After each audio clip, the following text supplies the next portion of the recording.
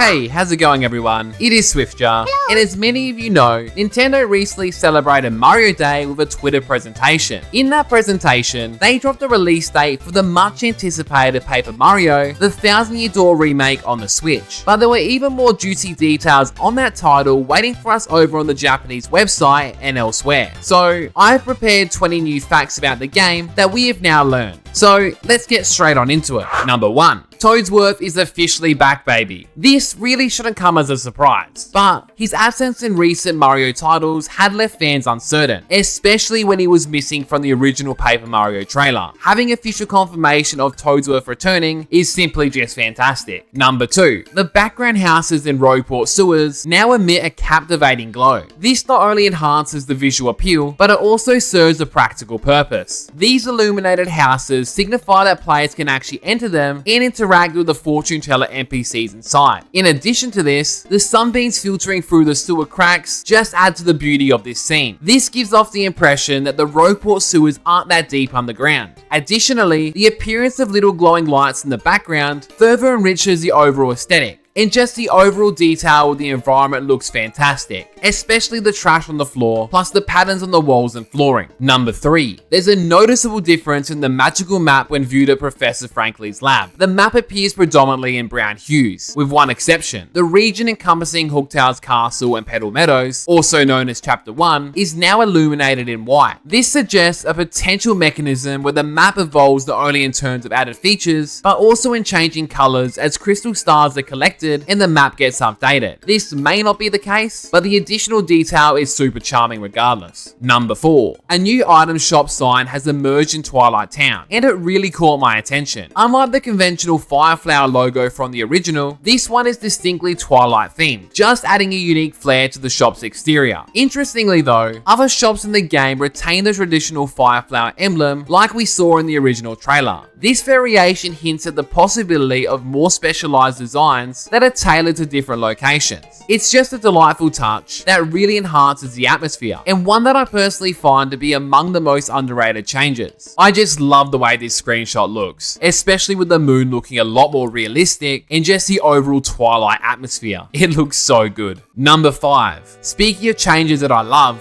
Flavio now has a singing animation. It is a departure from his usual talking animation in the original version, but this small but significant addition really hints at the possibility of new animations for different characters, which we ironically have seen a fair few of already in the first trailer. I am genuinely so excited to witness how lively and dynamic the NPCs will be in this game. It's small details like this which can really draw you into the world. Number 6. In my original video, I highlighted the inclusion of Backsprites for partners and many other characters. This time, we were able to catch a glimpse of Flurry's Backsprite. Again, just adding more depth and detail into the characters' designs. Number 7. The layout of the express station has now been slightly altered. In the original version, there was a bench near the blimp entrance, a safe block, and a barrier to the left that prevented access to the train tracks. However, in the updated version, the safe block has been relocated closer to the blimp entrance, while the bench has been shifted to the left. Instead of a barrier or a gate now, there's now a billboard that is visible, and it's filled with wanted posters, just adding a touch of Rogueport's criminal charm, if you can call it that. Number 8. Every battle now features a setup animation, and it seems we'll witness the entire start of the battle sequence. Instead of the background details simply appearing on stage like they did in the original, we now get to observe each piece of the set folding into place. Additionally, there's a battle ready animation for the enemies before the battle even begins. Number 9. In this battle clip, Mario is equipped with the power bounce and multi-bounce badges. Firstly, it's nice to see it still consumes the same amount of flower power as the original. However, this fight actually occurs before Schwann's Fortress, whereas these badges are normally obtained after reaching that point in this game. This suggests that either the badges are now available earlier in the game, or the player might just be simply backtracking. I guess time will tell. Number 10. Upon first acquiring the Thousand Year Door map, the screen presentation has undergone a noticeable transformation. Previously, it was displayed on a star-shaped white background, but in the updated version, the background size of the star appears to have been reduced, and the color has been changed to gold, which is much more fitting. Number 11. We got our first official look at the boat transformation in KeyHaul Key. Firstly, look how good the lighting looks in this area. It just feels so much more ambient and dark.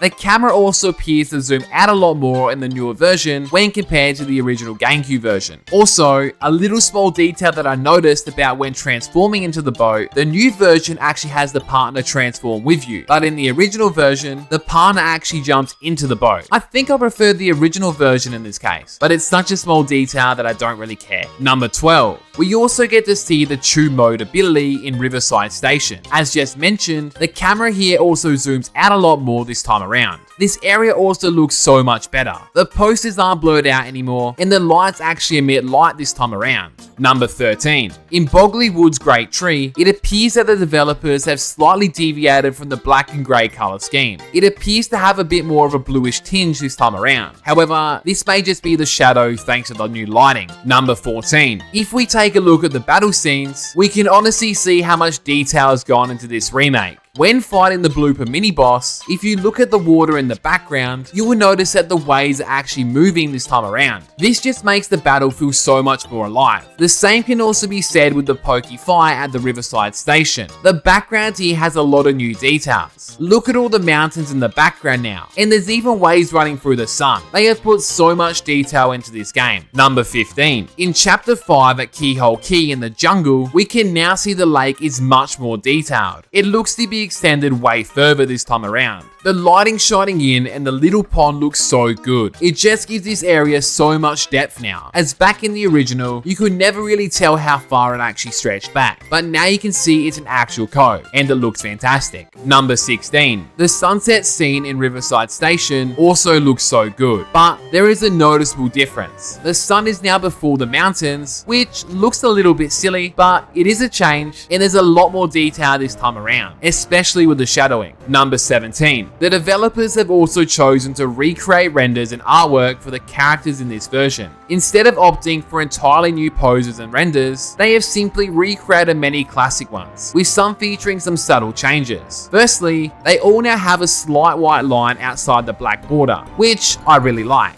I didn't like the complete white version from the Origami King and those type of games, but this is really tasteful. But honestly, just seeing these very familiar yet refreshed renders and artwork just feels so perfect. Nostalgia is really hitting hard here. Number 18. More news is on the horizon. Nintendo's statement on Mario Day provides further confirmation about what to expect from the remake. They mentioned that enhanced graphics and new gameplay features will be coming, which wasn't previously detailed on the official website, as that just hinted at enhanced graphics and changes to make the game easier to enjoy. While the specific changes remain unknown, it is possible that we'll see enhancements very much like the Super Mario RPG remake, such as the difficulty selection, quality of life improvements, new features, and post-game boss rematches. I'm really hoping we get all of those, and maybe even some more, such as introducing an additional side mode like Luigi's Adventure, because Luigi had a lot of cool adventures that he described in that game. Number 19.